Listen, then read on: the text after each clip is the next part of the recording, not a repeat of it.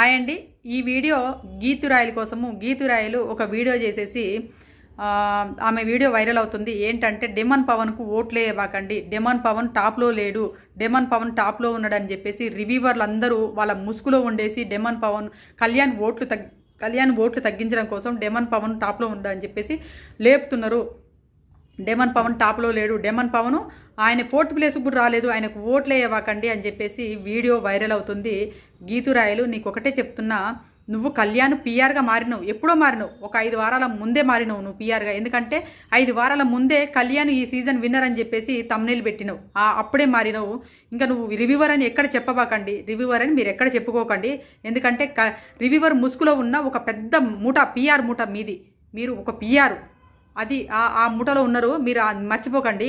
కళ్యాణ్కు పీఆర్గా ఉన్నారని చెప్పండి. నేను కళ్యాణ్ పీఆర్ను బరాబర్ని మీరు ఇప్పుడు చెప్తున్నారు, అప్పుడు చెప్పాలి, అప్పట్లో చెప్పుంటే ఇంకా బాగుండేది. మీరు ఇప్పుడు చెప్తున్నారు నేను కళ్యాణ్కి పీఆర్ను బరాబర్, నేను కళ్యాణ్కి సపోర్ట్ చేస్తా, కళ్యాణ్కి ఓట్లు వేయండి, నా సెల్లులు, నా దగ్గర 10 సెల్లులు ఉన్నాయి, నెంబర్ చూసుకో అని 10 సార్లు భజన చేయవాకు. భజన బృందాన్ని పెట్టుకో, ఒక భజన బృందం, గీతు రాయల్ భజన బృందం, గీతు రాయల్ పీఆర్ బ్యాచ్ అని ఒక బృందం పెట్టుకొని స్టార్ట్ చేయండి, బాగుంటుంది.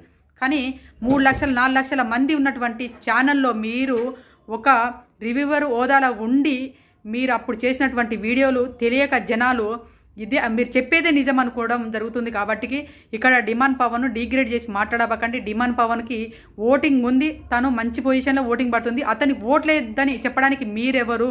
అతనికి ఓట్లేయడానికి వద్దని చెప్పడానికి మీరెవరు? డిమాండ్ పవన్ కామనర్ కదా, డిమాండ్ పవన్ కనిపించలేదా?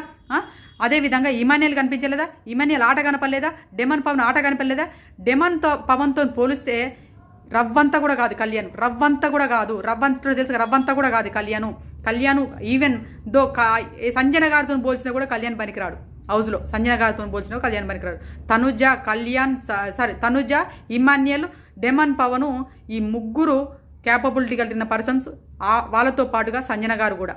కానీ మీరు రాముడు, సూర్యుడు, ధీరుడు, అర్జునుడు, కృష్ణుడు, ఇలాంటి ట్యాగులు ఇచ్చేసి దేవుళ్ళతో పోలవకండి. అదేవిధంగా మహేష్ బాబు, మన అల్లు అర్జున్ అని చెప్పేసి ట్యాగులు ఇచ్చుకోకండి, హీరోల ట్యాగులు ఇవ్వబాకండి. హీరోల ట్యాగులు ఇచ్చేసి మీరు వెలివేషన్స్ ఇవ్వబాకండి. ఎందుకంటే దేవుళ్ళకు అభిమానులు ఉన్నారు, దేవుళ్ళను పూజించే వాళ్ళు, మాలాంటి వాళ్ళు, మేము దేవుళ్ళను ఆరాధించే వాళ్ళు ఉన్నాము. ఒక మనిషికి దేవుడిని ట్యాగులు ఇచ్చేసి పెట్టడానికి, దేవుళ్ళ ట్యాగులు పెట్టడానికి మీరెవరని అడుగుతున్నా.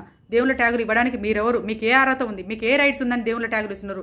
రాముడు అట, అర్జునుడు అట, శ్రీకృష్ణుడు అట, ఇలాంటి ట్యాగులు ఇవ్వడానికి మీరెవరు? దయచేసి చెప్తున్నా, మీ ధోరణి మార్చుకొని మీరు ఎవరికి డప్పు కొట్టాలనుకుంటారో వాళ్ళకి డప్పు కొట్టుకోగాని ఒకరిని కించపరిచేలాగా